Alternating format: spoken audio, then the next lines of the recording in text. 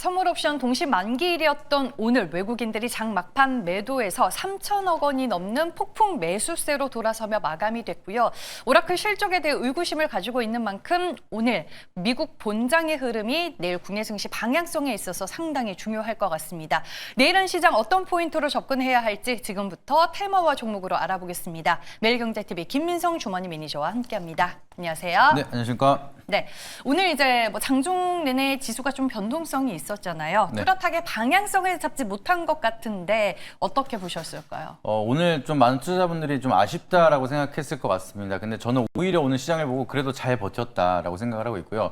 이제 금리 인하에 대한 스탠스가 만들어진다고 해서 시장에 또 세론이 만들어지거나 재료 소멸이 될 수가 있는데 여기에 더해서 선물 옵션 만기일까지 겹쳤습니다. 근데 그럼에도 불구하고 지수가 강보합으로 만들어진 거는 잘 버텼다라고 좀 이제 해석을 하고 있고요. 그리고 본격적으로 코스닥에 대한 장세가 유동성이 본격적으로 들어오기 위해서는 결과적으로는 기관에 대한 자금이 들어오라고 지금 정부에서도 얘기를 하고 있는 상황입니다. 그러니까 기관은 코스닥을 사기 위해서 코스피를 팔고 있는 모습이 만들어지고 있는 상황이거든요. 그래서 지금 코스피에 대한 매도세가 강하고 코스닥에 대한 매수세는 좀 약한 상황이기 때문에 저는 여기서 본격적으로 기관이 코스닥에 대한 매수 유입 자금이 본격적으로 들어오기 시작을 한다라고 하면은 그때부터 유동성이 장세가 좀 커질 거라 바라보고 있어서 지금은 유동성 초입 구간이고 여전히 상승에 대한 룸은 많이 남아있다. 그래서 좀 빠르면 내일 좀 불금이 되지 않을까 기대하고 있어서 그 부분 참고해 보시길 바라도록 하겠습니다. 네, 내일은 빨갛게 불타오를 국내 증시를 기대해 보면서 종목 리뷰 이어가 보겠습니다. 매일매일 이제 종목 리뷰하기에 바쁜데 원전주 안에서 우리가 우진이라는 종목을 포트에 담았잖아요. 네. 오늘 상당히 강했던데 특별한 이유가 있을까요? 특별한 이슈는 없습니다. 특별한 이슈는 없는데 차트 한번 보여주게 되면은 그동안에 딱히 특별한 이슈가 없는데도 불구하고 원전이라는 재료는 끊임없이 살아있고 끝나지 않았기 때문에 계속 우상향을 보여주고 있는 모습입니다. 그러고 이제 금리 인하에 대한 센스가 만들어지다 보니까 성장주에 대한 기대감이 다시 한번 맞물리면서 이렇게 추세를 타던 종목이 더 강한 시세를 보여줬다라고 보시면 좋을 것 같고요. 다시 한번 코스닥에 대한 사이클이 다시 한번 이어진다라고 하면 우진 같은 종목은 가던 종목이 더 가기 때문에 더 추가적인 상방이 더 열려있다는 점 참고해 보시면 좋을 것 같습니다. 그래서 목표가를 달성했기 때문에 저는 2만 원을 새롭게 돌파해서 이제 신고가 영역으로 왔습니다. 그렇기 때문에 여기서 상방으로는 24,000원까지 한번 바라보자라는 이제 관점으로 2차 목표가 24,000원 지시드리도록 하겠습니다. 네, 신고가 돌파와 함께 2차 목표 주가로 상향 조정하겠습니다. 이뮤노온시아도 오늘 2차 목표 주가 도달했죠. 네, 제 포트 베스트 5 드디어 이제 세 자릿수가 나왔습니다. 새롭게 이제 리밸런싱을 하면서 다 두 자리였었는데 맨 위로 올라왔습니다. 네, 당당하게 1위로 올라섰습니다. 네, 굉장히 효자 종목을 하고 있는데 이뮤노온시아 같은 경우에는 지금 전에도 말씀드렸지만 유통 물량이 30%밖에 안 됩니다. 그래서 물량 자체가 굉장히 적은데도 불구하고 계속 거래 대금이 터지는데 어마무시한 엑시트 할 만한 구간은 나오지 않았기 때문에 저는 상방으로 더 열려 있다라 보고 있고요. 그리고 계속해서 신약 물질에 대한 기대감도 커지고 있고 바이오에 대한 사이클 계속해서 긍정적으로 이어지고 있기 때문에 저는 52주 신고가에서 영역이 본격적으로 상승에 대한 룸이 열렸기 때문에 저는 3차 목표가 17,000원까지 충분히 가능하다는 점 말씀드려보도록 하겠습니다. 다만 이제 52주 신고가로 올라왔으니까 익저가 라인도 13,000원으로 말씀드리도록 할 테니까 가격 전략 참고해 보시길 바라도록 하겠습니다. 네, 지금 베스트 종목 수익률 모두 바이오로 꽉 차 있는데 오늘은 또 어떤 테마에 어떤 종목을 얘기해 주실지 여러분들 예의주시해서 보시길 바라겠습니다. 그럼 이제 키워드 찾으러 가볼게요. 내일은 어떤 키워드로 접근할까요? 사실 제가 이제 바이오 러버다 얘기를 많이 했는데 사실은 좀 큰 틀로 말씀드리면 코스닥 러버입니다. 그래서 코스닥을 굉장히 좋아하기 때문에 오늘의 키워드는 코스닥 3000이라는 꿈 같은 키워드를 한번 말씀드려보도록 하겠습니다. 네, 정말 꿈의 숫자입니다. 코스닥 1000만 가도 상당히 좋을 텐데 첫 번째 테마부터 열어볼게요. 무엇인가요? 네, 결국에는 코스닥이 3000을 가겠다, 3000이 간다라기보다는 가기 위한 정책이 만들어지면은 여기에 대한 시장을 주도할 수 있는 테마가 결국에는 바이오인데 그거를 조금 더 세부적으로 봤을 때 퍼포먼스가 가장 강한 라이센스 아웃 체결에 대한 에로 테마에 대한 내용을 한번 체크드려보도록 하겠습니다. 네, 우리는 기술 이전이라고 쓰고 바이오라고 읽겠습니다. 어떤 이슈 체크해 볼까요? 네, 최근 이슈를 보시게 되면은 이 기술 성과가 어마무시하게 만들어지고 있는 게 바로 K바이오입니다. 그래서 여기에 대한 실적 멀티플 굉장히 좋아지고 있는 상황이다 보시면 좋을 것 같고요.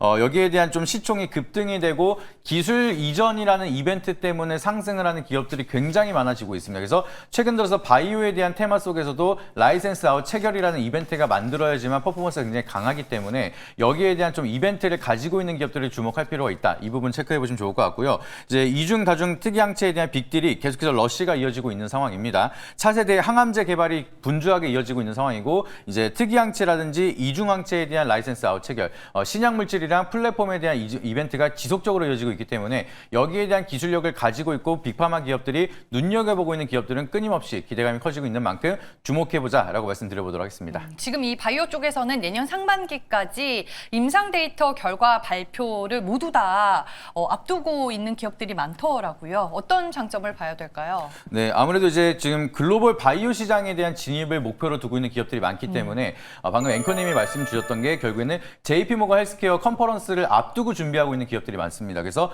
여기서 라이센스아웃 체결이 된다라고 하면은 단순히 한국에서 품목허가 승인을 받고 판매를 하는 양이랑 전 세계적으로 글로벌 판권을 가져가는 거랑 규모 자체가 어마무시하게 다르기 때문에 여기에 대한 성장 모멘텀이 부각이 된다라고 하면은 이제 시총 대비해서 모멘텀이 어마무시하게 커질 수가 있다 보니까 상승에 대한 좀 폭발적인 성장 기대감이 만들어지고 상승에 대한 룸이 많이 갈 수가 있다는 게 가장 커다란 장점이라는 점 참고해 보시면 좋을 것 같고요. 그리고 최근 들어서는 임상에 대한 3상 결과를 보고 라이센스 체결을 하는 게 아니라 1상만 진행하고도 바로 임상 과정 중에서 라이센스 체결 아웃을 하고 이제 임상 단계별로 마일스톤을 수령하기 때문에 좀 더 빠른 수익화 그리고 리스크가 덜한 부담감 이런 게 만들어지고 있기 때문에 기업에 대한 멀티플과 좀 더 원활한 라이센스 아웃 체결에 대한 이벤트가 만들어지고 있다는 점도 가장 커다란 장점인 점 참고해 보시길 바라도록 하겠습니다.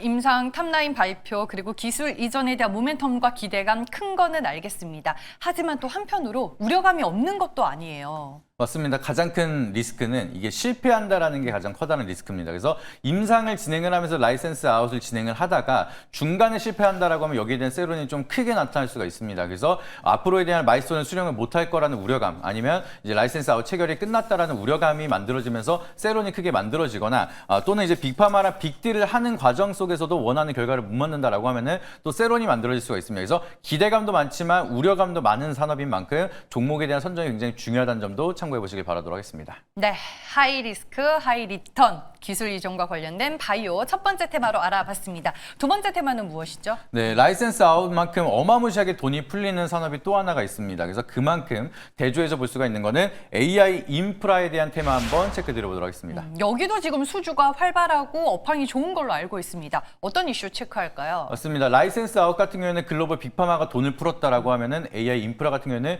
글로벌 빅테크 기업들이 돈을 풀고 있는 상황입니다. 그래서 말씀을 드리면 빅테크 쪽에 이제 계속해서 마이크로소프트 같은 경우에는 26조에 대한 데이터 센터를 구축을 하겠다라면서 돈을 풀기 시작을 하고 있고요. 그 외에도 글로벌 빅테크 기업들은 끊임없이 돈을 풀고 있는 상황이기 때문에 여기에 수주를 받을 수 있는 기업들은 기대감이 더욱더 커지고 있는 상황이다라고 보시면 좋을 것 같습니다. 그리고 워낙 수요가 강하다 보니까 AI 데이터 센터가 수요가 늘어나면서 구리가까지 천장을 뚫고 올라갈 정도로 굉장히 견고한 수요 그리고 여기에 대한 수주가 끊임없이 늘어나고 있다는 걸 증명하고 있다 보니까 여기에 실적에 대한 멀티플을 가져갈 수 있는 기업들을 주목하자는 점 참고해 보시길 바라도록 하겠습니다. 장점이 뭐가 있을까요?